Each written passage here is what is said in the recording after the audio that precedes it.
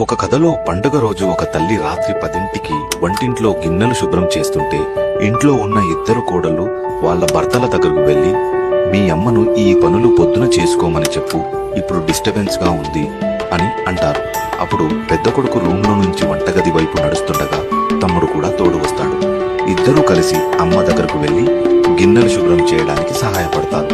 అమ్మ వద్దని వారిస్తున్నా ఆవిడని తీసుకెళ్లి మంచం మీద కూర్చోబెట్టి, అమ్మా పొద్దున్నే మమ్మల్ని కూడా లేపు, మేము కూడా నీతో పాటు పూజ చేస్తాము, నాన్నగారితో పాటు వాకింగ్ కూడా వెళ్తాము అని అంటారు. అలా రోజు తన భర్తలు ఏ ఇబ్బంది అనుకోకుండా తల్లికి సహాయం చేస్తూ తండ్రికి తోడుగా ఉంటుంటే గమనించిన భార్యలు, మీ అమ్మ ఆ పనులు చేస్తుంది కదా, ఆవిడని చేయకుండా మీరు ఎందుకు చేస్తున్నారు అని అడగగా, మేము పెళ్లి చేసుకోవడానికి ఒకానొక కారణం అమ్మకు కొద్దిగా సహాయపడతారని, కానీ పర్వాలేదు, మేము పెళ్లికి ముందు ఇలాగే మా అమ్మకు సహాయం పడేవాళ్ళము, మా అమ్మ నాన్నలే కదా, మాకు ఏమీ ఇబ్బంది లేదు అని అంటారు. మరుసటి రోజు కోడళ్ళే ఇంటి పనులు పూర్తి చేయడం, అత్తమామలకు గౌరవం ఇవ్వడం మొదలుపెట్టారు. ఇంటికి వచ్చిన కోడళ్ళు అమ్మను పట్టించుకోకపోతే బాధపడరు, కానీ పెంచిన కొడుకులు పట్టించుకోకపోతే ఇంకా ఎక్కువ బాధపడతారు.